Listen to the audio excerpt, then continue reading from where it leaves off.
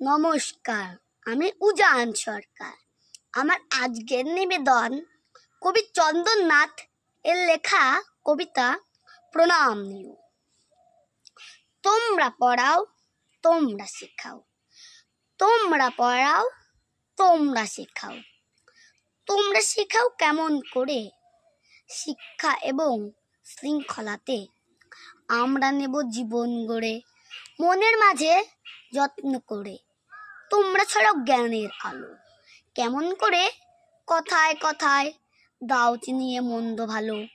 আমরা কোথাও ভুল করি যেই, ঠিক চেনাও তোমরা এসে। ভয় যদি পাই সে ভয়টাকেও দাও ফুরিয়ে এক নিমেষে।